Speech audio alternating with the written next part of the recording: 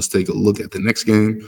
We have the New York Knicks outlasting the Detroit Pistons, 123-112, taking a 1-0 series lead in that series. And this was the campaign game. Cameron Payne off the bench. Who would have thought? Tibbs playing his bench.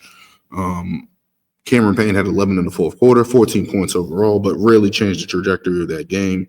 With 8 minutes to go in the fourth quarter, 98-90, Detroit was up.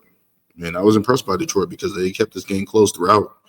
Nip tuck, getting production. I'll get to their side in a minute, but Cameron Payne had an and one, which brought the score to 98-93. And then he hit 2 big threes in the quarter, a step back three on one to take the lead, I believe. And Jalen Brunson took it away from there. Jalen Brunson had 34 points and 8 assists, but Cameron Payne off the bench really energizing the New York Knicks crowd, the Garden crowd, that was scared and dead, especially when you're thinking about the Pistons in the series, people picking them to upset the Knicks in possible first-round upset. If the Knicks lost this game, those questions are out there a little bit more, right? Like, if Detroit wins that game, you usually get a steal at home, and then you got to go to Detroit, where Detroit's going to be rocking all the stuff they're doing to make sure that the I'm still going to call it the Palace at Auburn Hills because is it Little Caesars Pizza Arena? I don't know, but all the things that they're doing to make sure Detroit's a battleground for Detroit and any team that comes through there. The Knicks needed this game, and the way they pulled it out, with Cameron Payne off the bench providing some energy and Jalen Brunson leading the way. Overall, it was good for them. They needed that. OG, I believe he tapped in 23, 25 points, somewhere around there. Being very productive, throwing multiple bodies at Cade Cunningham to kind of slow him down, even though he did have a double-double on the night. Karl-Anthony Towns had 23 points and 11 rebounds. He was efficient from the field, 10 for 14. Detroit worked to take away his three, which worked. But overall, he's going to be able to score in this series like he's been doing all year. He's going to be able to be productive.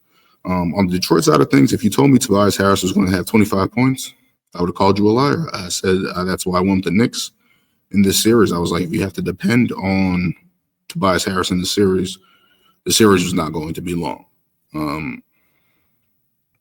But he had 25 points. I believe he's 8 for 13 from the field and played pretty well. Cade Cunningham had 21 points and 12 assists, 8 for 21 from the field, but was productive. I thought there was moments in the game where I thought he could have taken over to push that lead for Detroit in the fourth quarter, but it just didn't happen, especially when you get production from Beasley and Tim Hardaway. Those guys had 39 points together. Beasley had 20. Hardaway had 19. You got the production from Detroit. It's just one of those moments when they needed to get a bucket, the Knicks locked them up. And it showed in the fourth quarter. Detroit only scored 21 points to the Knicks 40. The Knicks scored 40 in the fourth quarter, putting that game away. Detroit was 7 for 22 in the fourth quarter with 6 turnovers. That's not going to get it done compared to the New York Knicks, who were 17 of 24 in the quarter. Yeah. That shows how terrible that fourth quarter was for Detroit. 8 minutes from stealing game one, and the New York Knicks pull it away. Kudos to those guys for playing that way. Just crazy, yeah, because the Knicks, they definitely were on the ropes there for a moment, and the Knicks were able to turn around and pull it out by Tibbs actually playing his bench and actually saving his team in that regard. So the Knicks take a 1-0 lead in